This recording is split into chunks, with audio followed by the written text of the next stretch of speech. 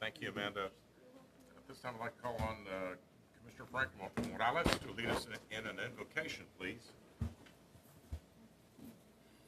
Eternal Father, we humbly offer thee our poor presence and that of the whole of humanity, from the beginning to the end of the world, and all the masses that ever have, forever will be praying. We offer thee all the pains, sufferings, prayers, sacrifices, joys, and relaxations of our lives, in union with those of our dear Lord Jesus here on earth. May the most precious blood of Christ, all his blood and wounds and agony save us. Through the sorrowful and immaculate heart of Mary. Amen. Please join me in the Pledge of Allegiance. I pledge allegiance to the flag of the United States of America and to the republic for which it stands, one nation, under God, indivisible, with liberty and justice for all. I want to welcome all of you tonight. Thank you for being here at our meeting. And first item we have is citizen communication. Mayor, we only have one person. Her name is Linda Nguyen, 2610 Bothwell Road. Regarding previous concerns, she wants to be called.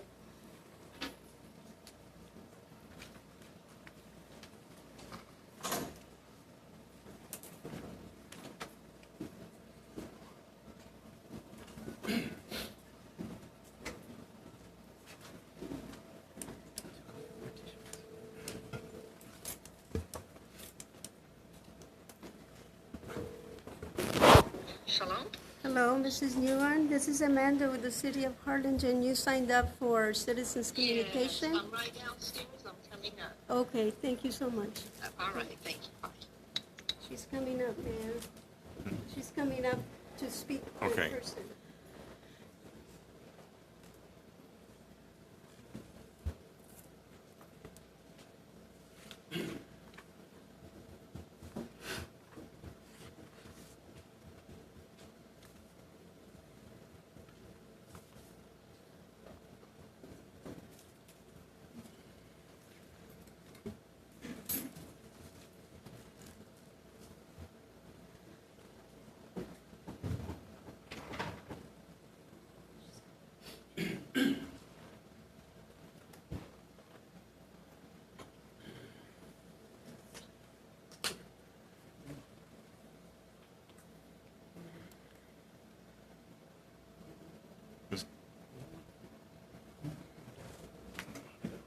Ms. Guillen, if you'd like to, I asked for citizen communication, so if you'd come up to the podium, please. And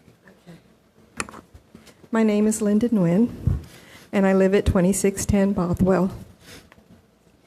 And I am basically here in support of this battery energy storage facility. I did a lot of research. I had a lot of concerns, and especially over the risks that I assessed that were potential for us in that neighborhood and the people who live in that neighborhood. I shouldn't have used the stairs. Short of breath. Anyway, I kept researching and reading the most latest data. There's a lot of data on the internet, but some of it, goes back. But I wanted what was most relevant and the newest and the latest concerns regarding these. And I spoke with David, who owns the company, and he has reassured me. He even met with me to show me the plans. And I looked at them and compared them to the ones that I had researched on the internet and the suggestions that have been made that if you're going to have one of these, this is the best to do. These are the recommendations. Our state even has recommendations.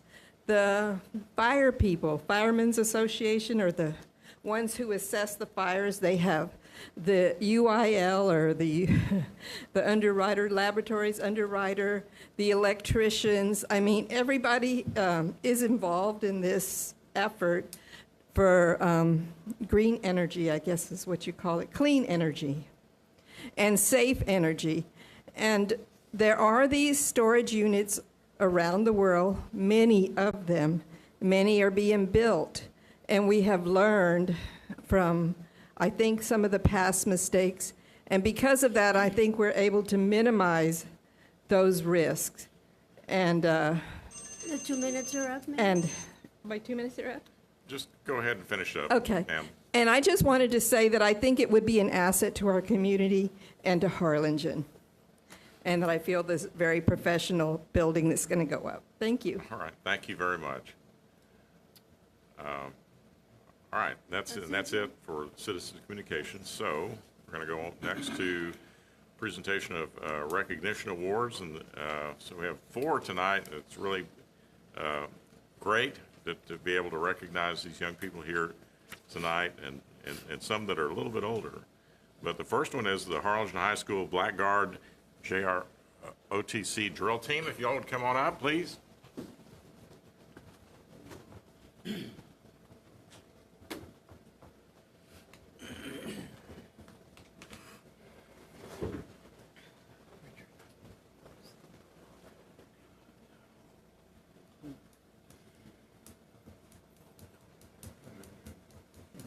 Welcome. And so we're going to kind of stand here so that you can take a picture. But I want to present this award of recognition to you. And then I'd like somebody to tell us a little bit more about what these fantastic young people did at the competition in Florida, right? So the award recognition says the City of Harlingen congratulates the Harlingen High School Blackguard JROTC drill team for exemplary results and outstanding performance at the 2022 National All Services Drill Team Competition in Daytona Beach, Florida. Their determination and confidence brought them a commemorating victory as the National JROTC Drill Champions. So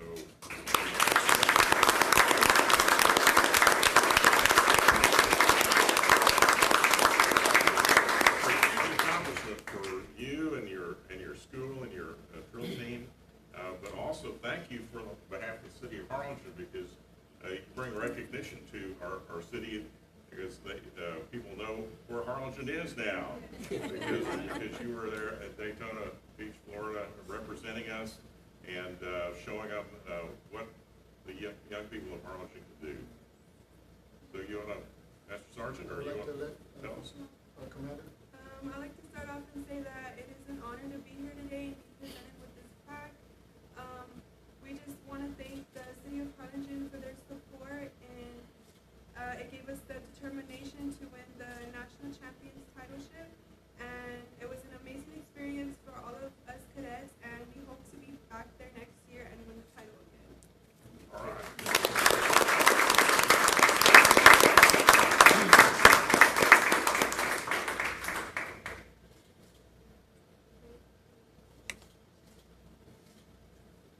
Congratulations again. Thank you. Thank you, Mayor. Thank you. Great job. Oh, thank you. Next recognition we have is for the Harlingen High School Southhawks powerlifting team. Daniela Maximo and Caleb Davis. Do y'all want to come up, join me up here, and your coaches?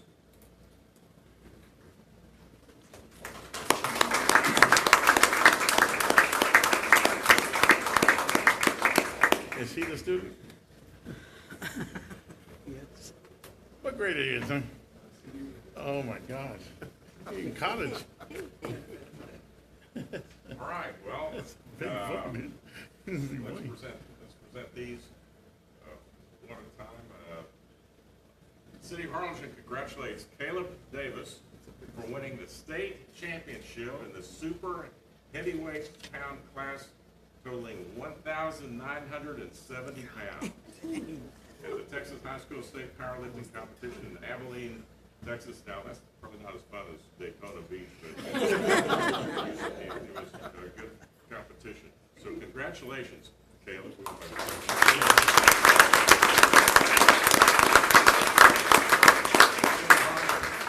City of Harlingen congratulates Daniela Maximo for winning the state championship in the 97.5 pounds class for a total of 705 pounds. Texas High School State Powerlifting Competition in Corpus Christi, Texas. Congratulations. You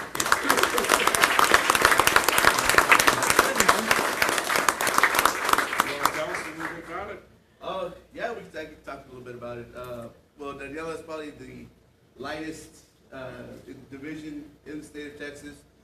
She did total probably the highest total in 6A, 5A, 4A, 3A, 2A, the entire state of Texas. So she is the strongest 97.5 pound in the state of Texas, for sure.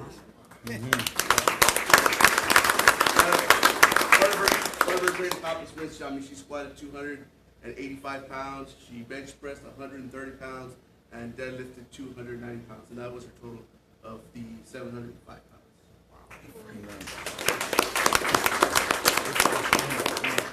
One thing about Caleb Davis, she's in the lightweight class, he's in the heavyweight class. So, Caleb Davis actually broke the school record with a squat of 805 pounds. He could have gone higher. The great story is with Caleb, on his second attempt, trying 805 pound, actually falls back and drops the entire weight on his hand, busting up his finger, where he couldn't close his hand, you know, and that was only his second lift of the day. With his, you know, determination, the grit that he has, you know, completed and completed the meet and winning the state championship by 65 pounds. You know, he deadlifted 575 pounds, and he also bench pressed 490 pounds. He did a very good job.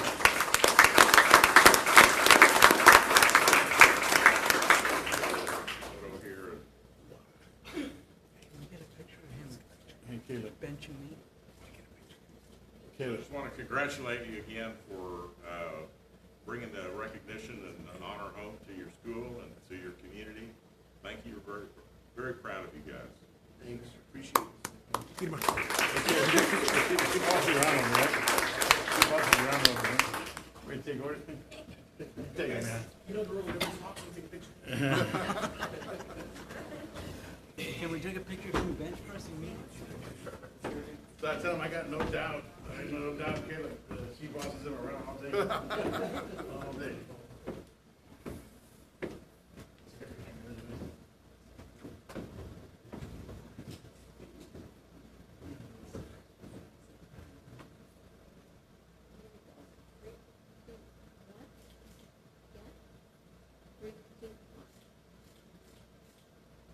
Perfect, thank you.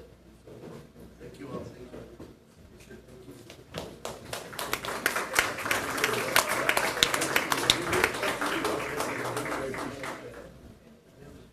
And the next one is a recognition for the Harlingen High School South Lady Hawks water polo. So if the water polo team could come on up, they're with their coaches.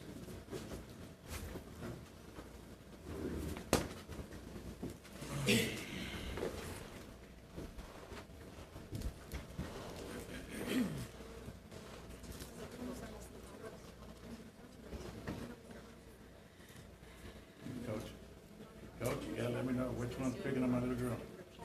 Huh? All right, we have this recognition for you all. The city of Harlingen congratulates the Harlingen High School South Lady Hawks water polo undefeated district RGB champions. Goalie Eliana Mexico, Isabel Pereda, Anna Porziski, Isabel Lutrick, Andy Fujan, Daniela Gonzalez, Celeste Zamora, Brianna Robinson, Sophia Williams, Isabella Hinojosa, Mia Hinojosa, and Mia Gonzalez for their good sportsmanship, spirit of dedication, and outstanding performance. Who's the captain? Congratulations.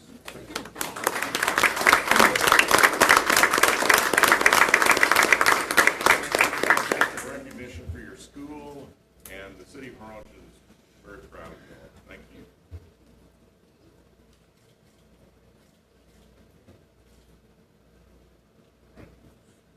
You want a picture of the water polo? Yes, we do. Are you guys mostly sophomores or what grade are they? I have a senior, and the rest are juniors, sophomores, and freshmen. Oh, I'm sorry, no juniors, sophomores, and freshmen. Juniors, I would know them. All right, Coach, which one's picking on my little girl? My daughter is on the. One of y'all beat her up pretty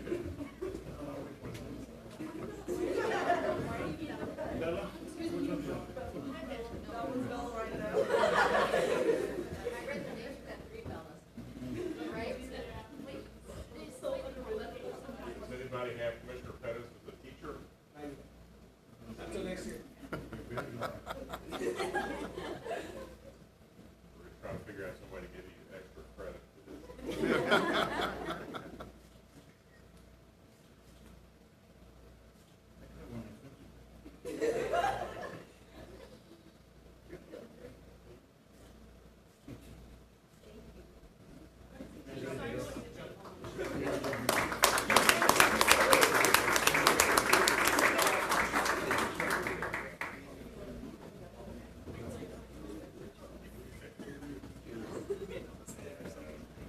And the final recognition is the Harlingen High School South Coach of the Year, Hector Castaneda.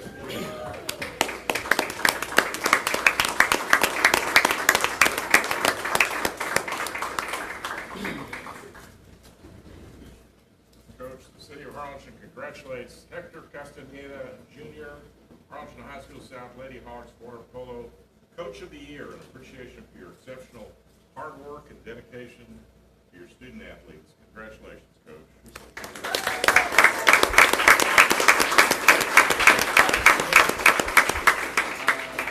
Yeah, I'm really proud of my girls. We worked hard, and we'll continue to. Like I said, we have a young team, so we're going to continue to work next year and hopefully bring it back home again.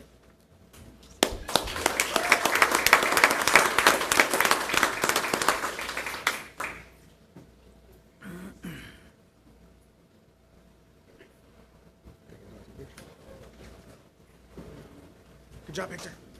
Good job.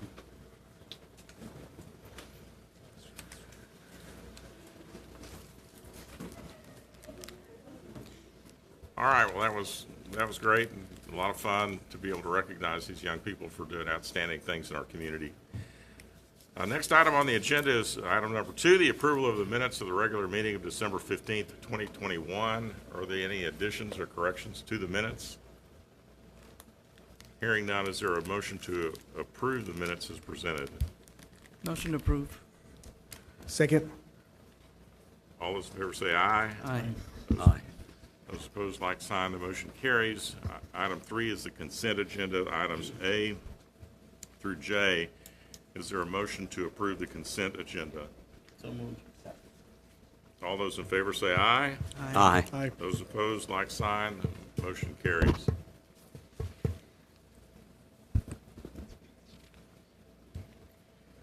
Okay, item 4 is a presentation by Carr, Riggs, and Ingram, CPAs and advisors regarding the City of Harlingen Annual Comprehensive Financial Report for fiscal year 2020 and 2021. Good evening, Mayor and City Commissioners. The Audit Committee did meet on Thursday, April 28th, to go over the audit report in detail. We do have Quentin Anderson and Julio Martinez from CRI CPA to give you a brief overview of the financial audit report. Sir, can you tell me real quick who was on the audit committee? J.V. Garcia, Mesmar, Mayor Boswell. Chris Lonan, and Boswell. Mr. Nonan? So it's four people? I believe so, yes. Who was it? You mentioned Craig.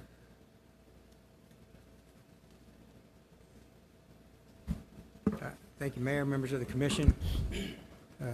As Mr. Rodriguez indicated, my name is Quentin Anderson, and I'm here to present you with an overview of the financial information that was included in the audit process. As Mr. Rodriguez indicated, we met with audit committee and reviewed the financial statements in detail, and also provided a letter of recommendations on things that we encountered during the audit process. What we've done for tonight is to prepare some charts and slides that would help us give you an overview of the financial statement. And the report itself, there's nearly 400 pages in detail, so this highlight should help us cover some of the key items that you'd find in the report. So, and I think I printed these out for you in the event that the numbers are too small. One thing that we would take you to within your report is on page 20 that you have submitted your report to the Government Finance Officers Association, and they've evaluated your past reports to determine that your report met the standards for excellence in financial reporting. And you have historically submitted this report to the GFOA and been successful in receiving that review and that certificate, and that's included within your report. I think it's on page 20. What we have in this annual financial report is this summary will tell you that we've audited the financial statements of the primary government. That's the city itself with governmental activities, things like police, fire, public works, public services, and administration, as well as business type activities, which includes your golf course, the municipal auditorium, the museum, and sanitation services. So also included in the report. I can try, yeah. Okay, also included in the report, besides the primary government, are discretely presented component units. And so the city has the Economic Development Corporation, the Community Improvement Board, Harlingen Waterworks System, and Valley International Airport. And so the information in here is included for the primary government, and then some separate statements for the individual component units as well. If you looked in your bound report, there's two opinions that have been issued. The independent auditor's report's on page 33, and as we indicated to the audit committee, that the opinion on the financial statements was unmodified, which means it says that your financial statements fairly present your financial position and the changes in your financial position during the past fiscal period, which is an opinion that you would be expecting to receive as commissioners, and the audit committee would be expecting to receive, and you have historically received an unmodified opinion. Also included in the financial report, because it's comprehensive, because you're a governmental entity, and because you're the recipient of some significant grant awards, both federal and state, there's a compliance section that begins back on page 353, and a report that's issued regarding the city's compliance with each major program under federal uniform guidance requirements, and also the state of Texas single audit circular. And so what you'd see in that report back on page 355 in our schedule of findings, the schedule indicates that we did not identify during our audit procedures any material deficiencies in the control processes, and there were no matters of non-compliance reported related to those federal and state grant awards, which is important, equally as important as the financial performance. So I'm going to give you some financial highlights to help us cover what's in this, fairly significant report in size. So this first chart will show you, a 5-year running history of the city's financial position, starting with assets and liabilities and net position. In your bound report, this is on page 56 and 57 where the data is taken from. But you can see that the city's overall assets have grown from 2017 through 2021, increased from $203 million in 2020 to $218 million in 2021. A big part of that increase has to do with some significant additional federal grant awards that you received. The city received about $11 million in ARPA funds, a total award of about a little over $20 million, $22 million. You got half of the award during this fiscal period, and the second half will be coming in during this current year. And so the unspent portion of that was sitting in cash at the end of the fiscal period.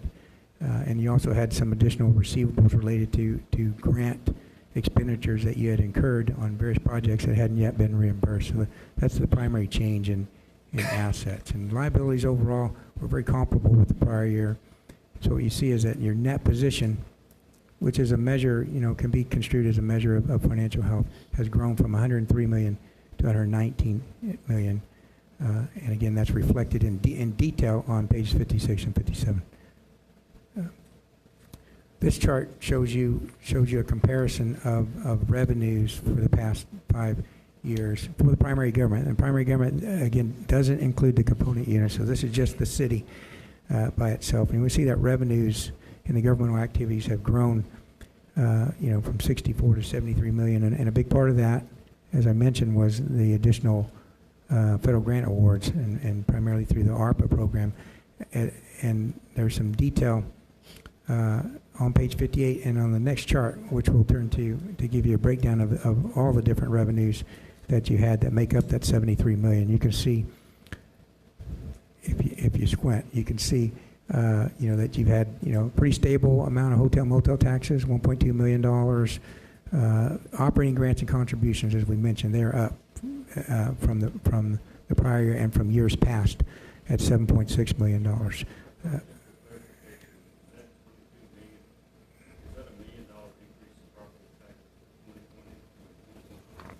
This is not a public hearing, and I would prefer that Mr. Anderson be allowed to continue his presentation uninterrupted. Go ahead. Okay, we'll continue on. Operating grants had a significant increase. Charges for services are a major source of revenue at $9.2 million. Your franchise fees very comparable with the prior year, and you can notice that sales tax revenues increased over the prior year and over the years past at $21.8 million, and property tax revenues from 2020 to 2021 have grown by about $1 million, and that was primarily the result of changes in property values. I believe the property tax rate actually dropped slightly from the prior year. So. Capital grants and contributions also have increased from $4 million to $6.5 million, and so some of the grants you receive are for infrastructure, capital-related projects, and some are for operations, and so those, if we had a calculator, those numbers would add up to that $73 million, and it has grown, as I mentioned, from the prior year. Business type activities, the lion's share of that is your sanitation department. Probably $10 million of the $11 million is sanitation, and the rest is revenues coming in from the auditorium and museum and golf course revenues. And you see golf course revenues grew a little bit from the prior year. Sir, can I ask you a question right there? Yes, you can. You just mentioned the sanitation revenue, right? Yes, sir. And it represents how much dollars? $10.3 million in sanitation fund revenues compared to 9.9 the year before. So when you're doing your analysis on that, you're basically just looking at making sure we're reporting everything correctly or it's being accounted for correctly, right? But you cannot give an assessment on whether our rates are too high or we're collecting excess, like there's an excess amount of collections that we're passing on to our citizens. In other words, like if we could reduce our rates, because to me it seems like it's always like a big money. It should lose money, and I don't feel it should make as much money, because then I understand we take that money, we put it into general fund, right, or some of the excess, right? That's what I understand. Well, so let me comment in my understanding of that, Commissioner, and that's a good statement. Your statement is fair. No, we didn't analyze whether or not your rates and charges are established at a particularly appropriate amount, and an analysis like that could be done, but that wasn't the scope of our service. We were verifying the amounts that were charged, and the controls over the collection and the accounting for that process. So that's a fair statement. We didn't make that assessment. Those assessments can be made. I would agree too. Your goal in any government service is to provide services to your community at the least cost possible, and with an attempt to cover the cost of operations, and that's how business type activity. So if you want to cover the cost of operations, I don't believe that the residual net on sanitation would necessarily go into the general fund. I mean, it would be accumulated in fund balance within sanitation. My observation saying, and my question to you is that when you're analyzing the financial data that's coming in, right? Yes. Is it one particular area? Because there's several sources of income to that entity, correct? Yes. And if you're looking at a spreadsheet, everybody's got X amount of dollars coming in. Is it the primary dollars of that large amount of money come from one particular fund or one particular line item, or is it across the board? Well, I would say, but finance can correct me, that most of the revenues in sanitation are coming through garbage collections and the landfill services charges. So, and there are detailed financial statements that can help you see the breakdown of what makes up those. Within your bound report, there's separate statements on sanitation, the golf course, the municipal auditorium, and on the museum. And so you can get some information that will tell you what the operating expenses are and what the overall revenues are. And so the net change, if we had that particular page in front of us. Commissioner, if I could interject, the majority does come from the water bills that we send out, and that's the sanitation portion of the revenue for the sanitation fund. And so is that almost, because with the waterworks, there's a calculation on water runoff, right? And it encourages people to get separate meters for, watering their grass or using their household, right? So there's a calculation that uses that pretty much dings them if they don't, right? That's Do for we have a similar calculation with the No. trash? No, sir.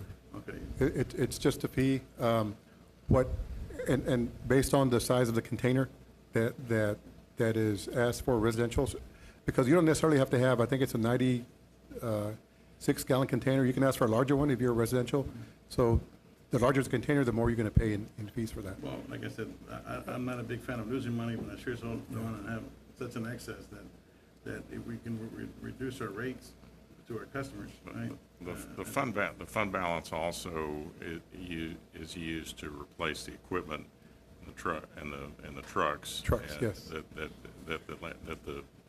the landfill operation, the sanitation operation uses. Obviously, we have garbage trucks that move around the city constantly. They have to be replaced, and so the purpose of the sanitation charge is to pay for that operation.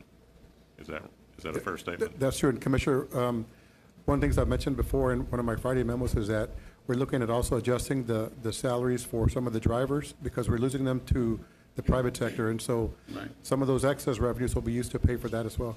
Right, so I just wanted to see, like, over the last maybe 5 years, 6 years, has it been over $1 million, $2 million? What is that excess been after you buy all the trucks and after you pay all the stuff? We can- Because I understand it's very expensive, and it's expensive equipment, but. We can run analysis for you and show it to to be you. able to move money, I'm not a fan of moving money.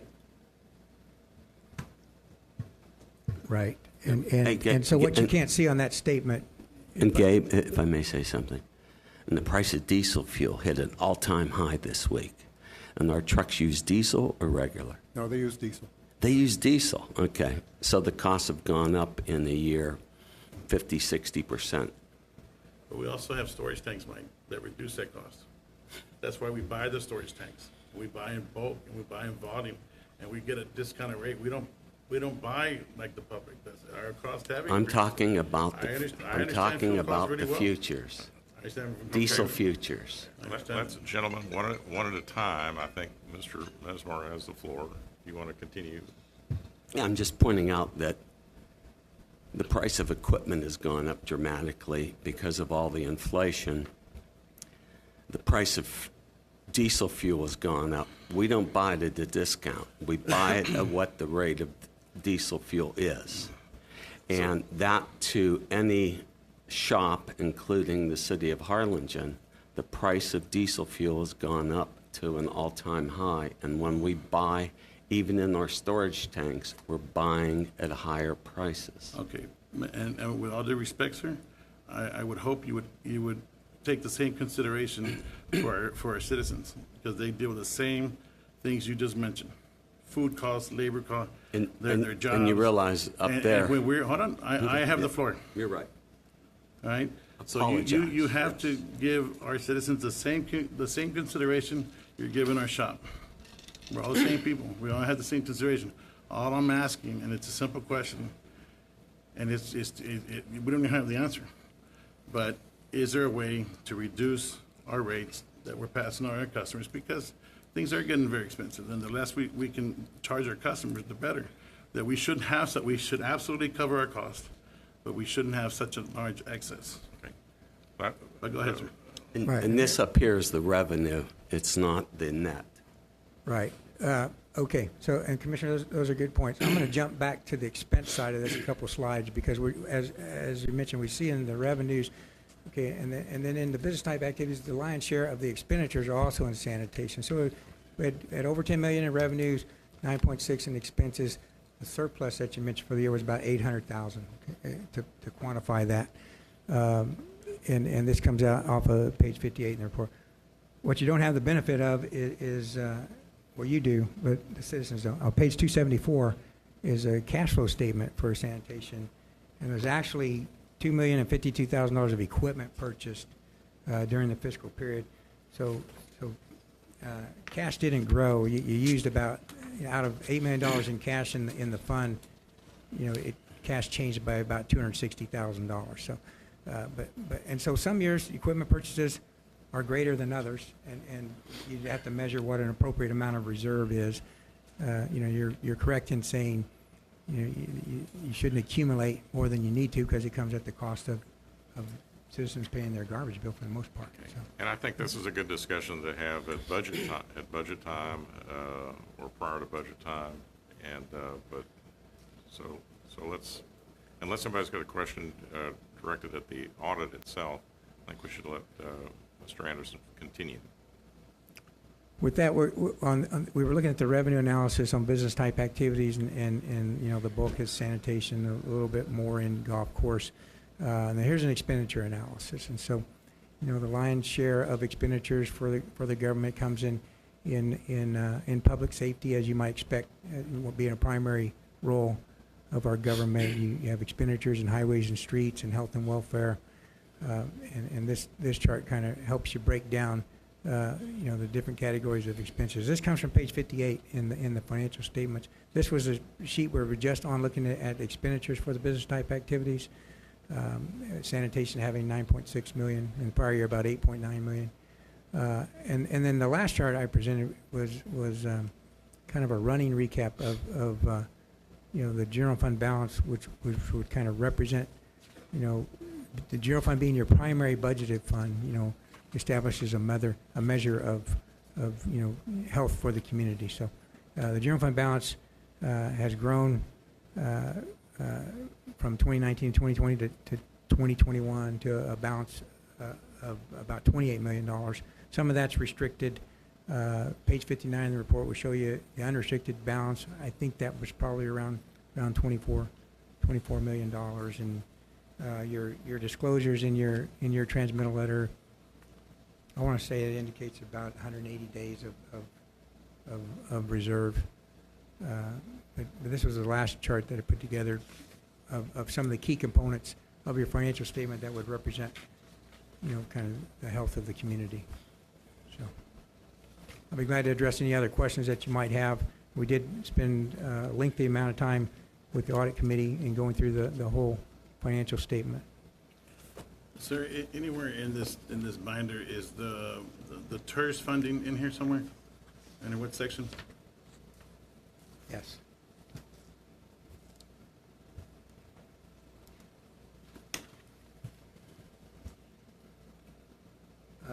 On page 70, there's a list of all the non-major governmental funds, which are special revenue funds, and both page 170, and both TERS funds are included in that section. So is there one? Zone 1, Zone 2, and Zone 3. Okay, yeah, so there's 3 TERS zones, correct? Yes, sir. And so on page 172, 173, that section of the financial statement would tell you, well, actually, you have to go 176, 177 if you want to see revenues and expenses. But that combining statement for your non-major funds shows those amounts in each of those various zones. So. And you have them separated? You present them as separate individual funds for financial reporting purposes, and they're combined with all the non-major governmental funds. And so you have some funds that are considered major just by the size of the fund, the general fund, some capital projects funds, some other funds, and then all the smaller funds are added together and considered aggregate remaining fund information. So those funds are segregated in the financial reporting of the city, and they're presented here separately in that section of the report as one of the components of non-major governmental funds. Okay, so if you can just, because I've asked a few different people in the city to explain to me how that TERS works. Can you just, I guess, give me the correct answer of, or the basic version of what those zones were set up for and how we're supposed to spend the money and how much money we have? I'll do my best at that. If you take a look at page 177, Zone 1 has a fund balance of $586,000, and Zone 2 has a fund balance of $808,000, and Zone 3 has a fund balance of $200 and almost $34,000. I would assess that to be that's the funds you have accumulated at the end of this fiscal period. I can't tell you and apologize what Zone 1 is and what Zone 2 is and what Zone 3 is. I don't know which one's which, but my understanding of the nature of the revenues in those funds is what you're doing with those funds is you're and what makes them a tax increment reinvestment zone is that you've committed the extra taxes that are collected from the appreciation in value in those zones to be reinvested within those zones. That's my understanding of the purpose of a TERS zone. So that, And it's for public infrastructure only, Commissioner. right, so that there can be the benefit of the extra taxes collected from appreciation in those zones would go into the infrastructure in those zones to encourage development within those zones. Okay, That's my understanding of a TERS. All right, so you're able to identify whether we are doing that appropriately or not, whether we're reinvesting the monies that came into that one zone, if it's being reinvested correctly into that zone? Are you able to as far as, is there a reporting, right? Is there reporting has to happen? And is it a fund that continues to grow as far as there's still money going into it? Or is it so it's constant, right? Yes. Yes, sir. Right. Yes, sir. So when we do our reporting and you look at that reporting, you're able to validate to make sure that Zone 1 is doing what it's supposed to be doing, Zone 2 is supposed to, all three zones are doing what they're supposed to be doing, and we're not commingling the funds or mixing them up or. Right. So what I can tell you is that you're separately accounting for the income and expenses of each of those zones internally, and that because they're combined in a whole host of other smaller non-governmental funds, the scope of our audit procedures probably don't spend a lot of time individually looking at expenditures within the TERS zone, right? And so if we Okay, so let me ask it a different way. Okay. Do we have any steps in place to ensure that we are expending those monies appropriately and not mixing the monies or having the possibility of mixing the monies? yeah, I mean, are they in separate bank accounts? Is it on the general fund? Is it just on paper?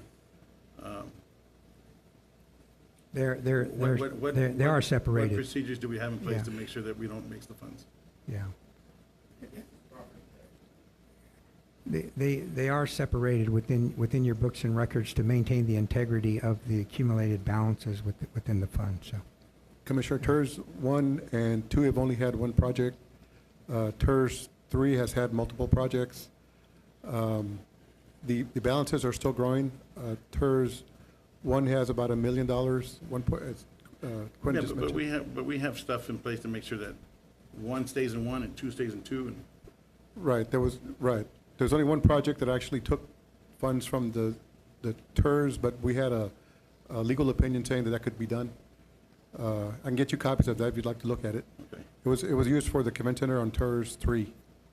So we took funding from TERS 1, 2, and 3 to fund that. Only the land acquisition. Okay, but so I understand, and see that's where I was trying to go. I was under the understanding that if we did that, we have to reimburse that money into those TERS zones that we're not supposed to have taken the money out of. And it's okay. I mean, Yeah, I'll get you that. As long as you spend on the public infrastructure, you don't have to reimburse the funding. Now, if you provide, in some cases, you can ask the developer that you help them with public infrastructure to pay back into the TERS, but. Yeah, but again, if whatever the 1 is and whatever 2 is, if the money is restricted only to spend into that, how is it that we bring money from the other tourists into it? That would seem improper, right?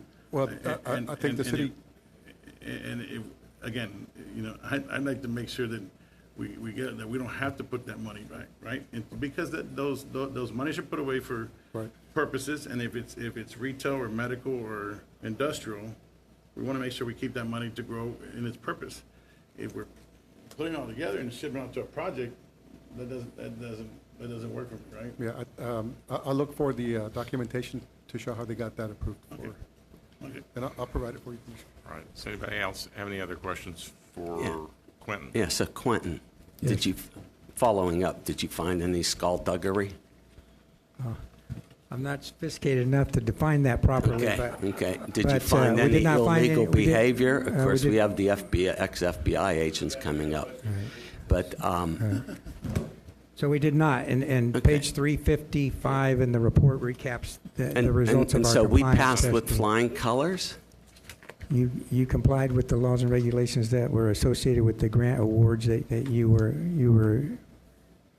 were charged with. You didn't have deficiencies, and our opinion was not modified. Okay. And so our city management and our finance department come through with flying colors. We did well. That's a good way to say it. Thank you. Any other questions for Quentin? All right.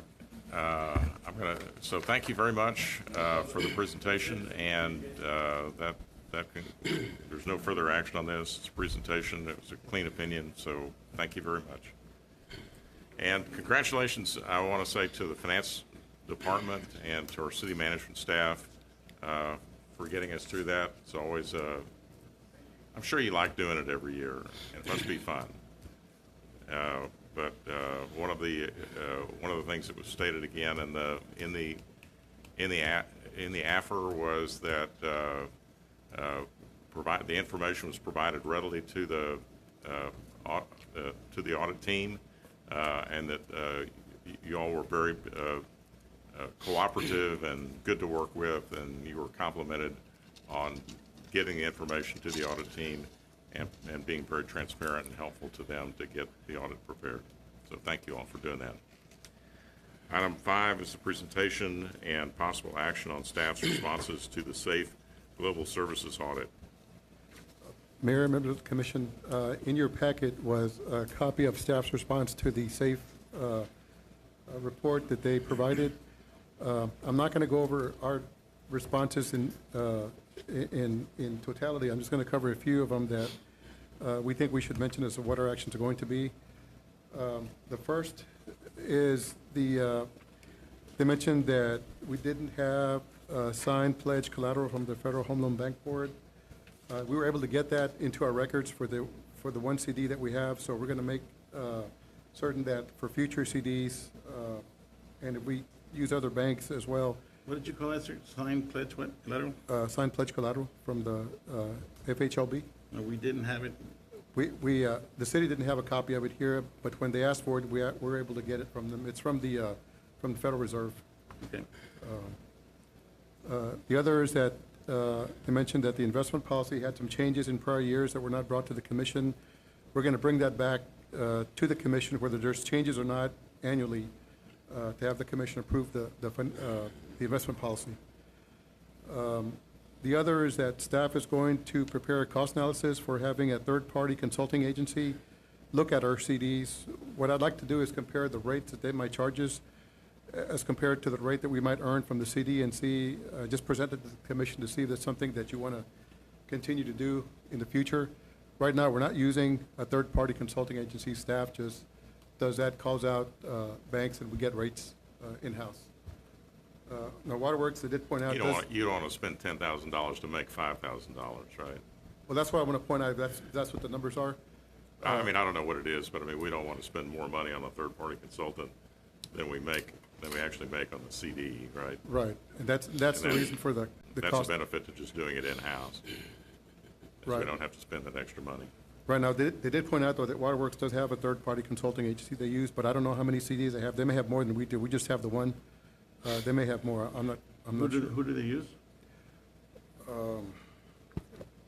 Tim told me who that was, but I don't remember, Commissioner. There it is, Valley View. That's Waterworks. Yes. The other is that the commission did approve the safekeeping agreement, and I did indicate that we're going to have one in place. It was approved this year, January 19th, 2022, but we put that process on hold until SAFE could complete their review. We're going to send that to Hilltop Securities to have them look at it, because one of the things that we'd like to do with that in place is start investing in securities, treasury bills. And so once they do that, we'll get the agreement signed and in place. The other issue that they had, SAFE addressed their concerns in two ways. One, they provided an issue, and then they issued their finding, and we responded to the findings. In this particular issue with number 10, they did state that the findings of the audit are not available to the public. And as we just covered the AFR, if there are any findings, they're in the single audit section. And if you go back to that section here, it'll say if there are any findings that are state or federal. And this one says no. So it'll say on there that there are no findings in this report that was submitted to the city. So I just want to point that out as clarification, because I think there may have been some misunderstanding in nomenclature that was used by staff in discussing this issue with SAFE. Their finding was that the audits, they actually meant to say that the management letter was not available to the public. Instead, they called it a finding, and so I just want to point out that if there are findings, they are noted in the financial report. And then we did say that the management letter, we couldn't find any city in the valley that actually provided that on their website. The important document is to provide this, make this available to the public, because that includes our financial position, any changes in revenue, expenditures. So this is really the important issue, not the management letter, because the management letter is mostly what we provided to them, what they asked for, what we addressed, and so this report is the one that's more important. So that's our response. I covered the highlights, important things that I think I needed to point out. The rest was just, it was important, and we're going to continue to monitor the finances, but I think these are the issues that I needed to address publicly with you. Now, Mr. Stassi, have you looked at the investment report and given your recommendations on how to change that policy? I've reviewed it, yeah. I mean, I've been working with the city manager, and I'm in agreement with what his comments are. And you think it's something that you can put together in the next couple of meetings, or as far as recommendations, taking those recommendations, put them in, and getting them implemented? Yeah, I mean, I've worked with the city manager. We do have a financial investment report that we're going to bring to you. The last time it was approved in 2021. We're going to send the safekeeping agreement to Hilltop Securities. If they make any changes, I'll give them to Mark for him to look at, and then we'll bring that back to you for approval this year. So you'll see a copy of it later this year. So once again, there was no skullduggery on the part of the city management or the finance department. There was no illegal behavior on the part of the city management or the finance department. And I say thank you to Commissioner Rini Pettis for not voting to waste away $80,000 of taxpayers' money that could have gone into paving roads or drainage issues, flood issues. Instead, this was a no-bid contract initiated by Commissioners 1, 2, and 4, looking for criminal activity where none exists. Well, let me answer that, Mike. No, hold on, give me a second. I want to make sure I get this off, because I wanted to make sure I gave him the opportunity to speak. In that report, okay, in this investigation, it also came out that our finance director wanted to move $30 million of our money into Texas Regional Bank. That decision alone, to make that to have that kind of, in Spanish, that confianza, to say, you know what, I'm going to move $30 million of our city money into Texas Regional Bank. It's absolutely ridiculous without having any kind of person to verify, check, double check, make sure it's okay. It's okay, it may not be illegal. But I don't want somebody making that kind of decision, even that kind of thought tells me they're not qualified. Okay?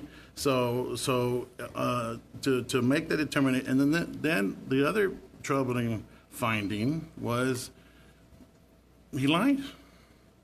Okay? He said he shopped out the banks. He did not. Okay, let me put it this way. It's almost like lawyer talk. They spin it, and they said, well, I really didn't lie. I went out for proposal in June, and I got 3 banks, and I got their rates.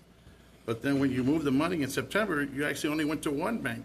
Not even the same 3 banks. You didn't even give the other 3 banks who made the initial offer to put into CDs, you didn't even give them an opportunity to bid on our money. You just called 1 bank. And the law says you have to at least call 1 other. And if you're that lazy to not call 1 other bank on a phone call to say, you know what is your rate? Can I document it? Being transparent and saying, I'm about to move $5 million of the city's money. I probably should document that, and I probably should cover myself and say, here are the rates, and be very transparent. But we can't even do that. Now, is it illegal? They're saying it's not. Should it happen? No, we should have things in place to better protect our city's money. Nobody should have, including this commission, should not have the ability to move that kind of money on a whim because they think it's a great rate. And then on top of that, like I told you all, that sometimes, because this all happened during COVID, and so it's very easy to say, oh, it's just a great rate. It's 4 times the money. Everything went to 0. Okay, what he could not answer is saying, how long did it stay at 0? When did it come back up? Sometimes the best action is not to take action and say, you know what, I'm going to hang on to the city's money a little bit. When did the rates get back to normal? Because at that time, that was the thing. But that particular bank went and hired, not a banker, they went and hired a city manager to go out and hunt for money. And I don't blame him because the guy was doing his job, but he's going to go and do creative financing and go create and his relationships with other cities and say, come move your money into this bank. That's not fair to the city, that's not fair to the bank, and that's not proper. So we have to have things in place to make sure we do not have the ability to move that kind of money because we've given them that authority. All right. So I don't regret. Is there anything else? I don't have anything else, Commissioner. All right. Good. And that concludes that matter. Just one more comment, Mayor, if you don't mind. Commissioner Mesmer, I just wanted to clarify, I did not vote for this audit to find any illegalities. It's our fiduciary responsibility to make sure that everything is done on the up and up. And I did state it in the paper that one of the reasons that I wanted to do this audit was to find ways to improve the current system and to make it a better outcome for the taxpayers, more importantly. So just for clarification, I never ever mentioned anything about illegalities. It was more of just to make sure that we can find ways to improve our procedure. Thank you. Just for clarification, sounds like 2 guys are running for office again, and you No, you really it wasted $80,000 It of wasn't a drainage waste. and street money. It was not a waste. We found they're going to find improvement. How much time did you spend the last couple of weeks with the finance director? Because I understand you were coming every day and spending hours of your time, and I appreciate that. That's a lie. I appreciate you spending time with That is 100% lie. Okay. Okay. So All right, our city staff are liars now? All right, we need to talk about this item. This item is management's response to Global Safe report. Does anybody want to talk about this item? If they don't, then let's go on to the next item. All right. Item 6, consideration possible action to approve resolution accepting the anticipated Federal Aviation Administration grant offer number 3-48-0101-070-2022 in the amount of $2,693,675. Marv, welcome.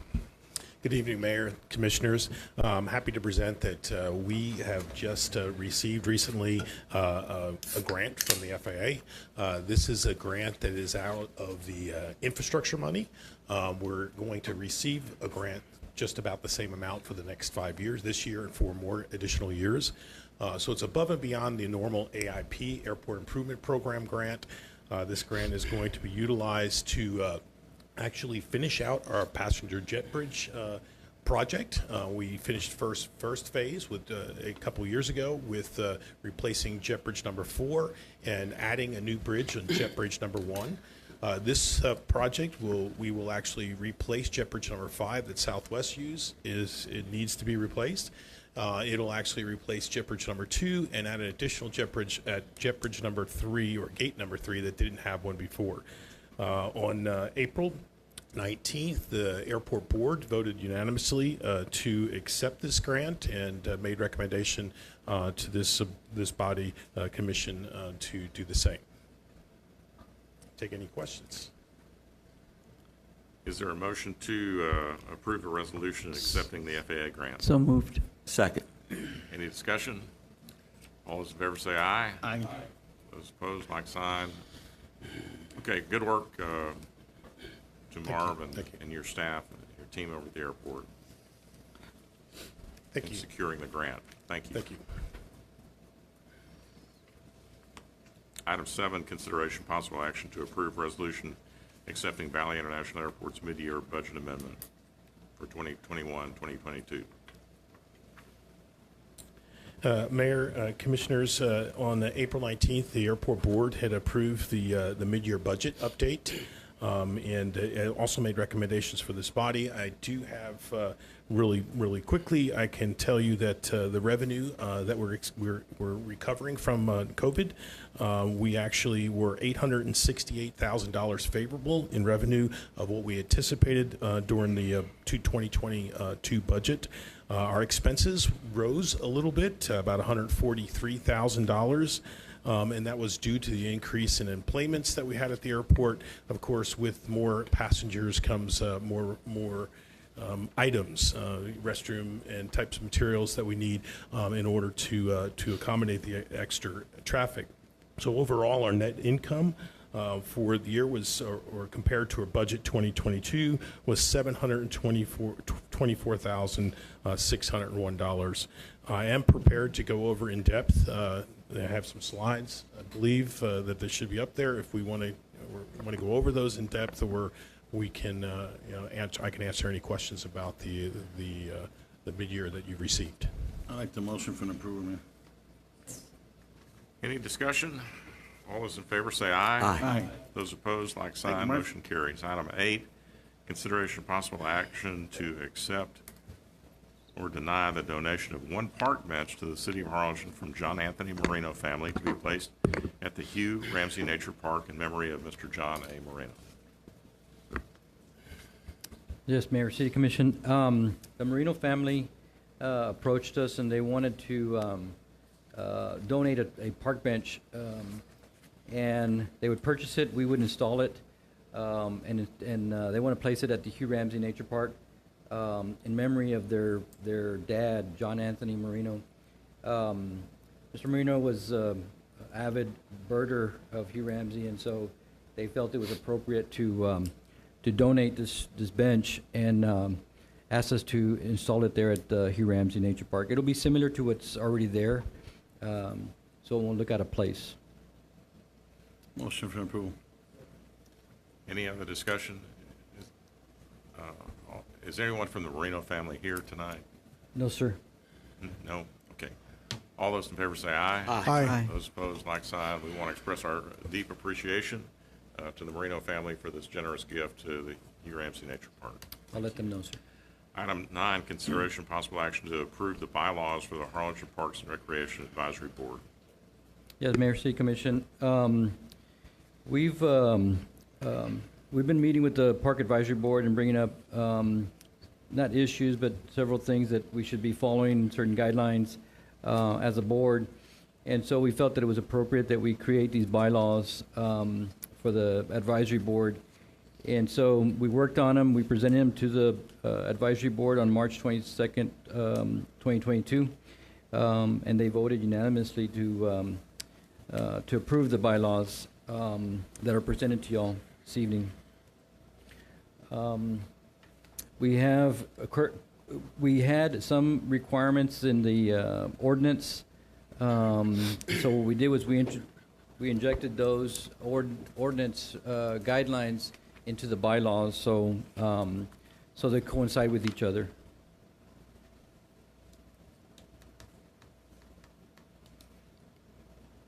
Staff recommends the approval. If you have any questions, I can try to answer those.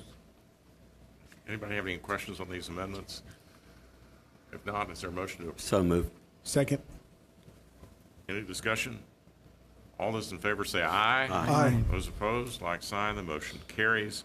Thank you. Item 10, consideration possible action to approve an ordinance on first reading for a special use permit to allow battery storage energy facility in a general retail GR district located at property along the east side of Tucker Road, approximately 500 feet south of Lincoln Avenue, bearing a legal description of 4.592 acres out of 5.38, 0 acres out of Block 1, Howard Dixieland Heights subdivision.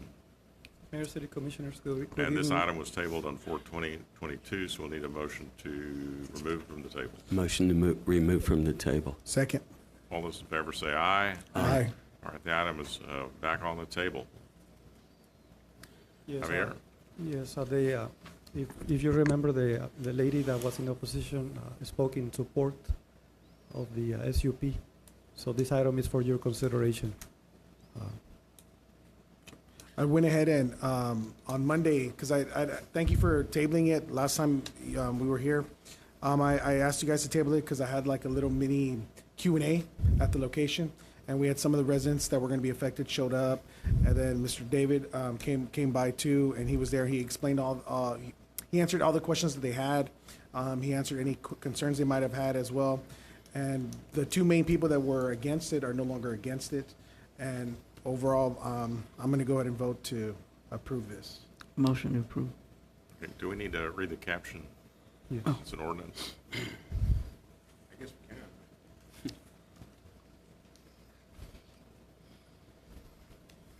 Public hearing to consider an ordinance on first reading for a special use permit to allow battery storage energy facility in a retail district located at a property along the east side of Tucker Road, approximately 500 feet south of Lincoln Avenue, bearing a legal description of 4.592 acres out of 5.380 acres out of Block 1, Howard Dixieland Heights subdivision. Is there a motion to adopt the ordinance? Motion to approve. Second. Is there any discussion? Sir, I'd like to thank Mr. Rini for taking the time out to creating that, to making for that extra step for the citizens that were going to be affected, even if it's just two. And also the gentleman from the company. I can't see you, but I know you're there, right? Sir, if you don't mind standing, like, I know sometimes it's tough, and I'm sure you've done this in other cities, but it's tough to get in front of us and ask stuff, but to take your time to take that extra step to make the people feel comfortable, because it's a long-term investment. It speaks volumes of your company and whatnot, and to be able to show that you're willing to do the right thing. So I think that went a long way to remove any doubt of the intentions of what your company has in the long term. So I appreciate that, because it's all new. It's all new technology, right? And it's all changing. It's like when the windmills came in, and there's going to be 1,000 questions. So I appreciate you being patient and taking that extra step. And again, Mr. Pettis, taking your time. I know you're busy, so it was good, and I think it's going to be a good thing. Thank you for the opportunity. Any other discussion? I have one question for Mr. Cervantes. Yes, sir. Is the spot that we're looking at, that he's gonna build on, is that, or could that ever be, referred to as spot zoning? No. No, this is a special use permit. It's allowed in that zoning. It's not, I'm good to go. Commissioner, I've reviewed this. It's not spot zoning. It's a perfect use of a special use permit. Okay, I also want to thank the developer and the residents, Ms. Gwynn, for talking to each other and working this out. I think it was a beautiful resolution for this project and for the residents, so thank you very much for doing that. All those in favor say aye. Aye. Those opposed, like sign. Motion carries. Item 11, board appointments. I have none. I have none, Mayor. None. For the Tax Improvement Finance Board,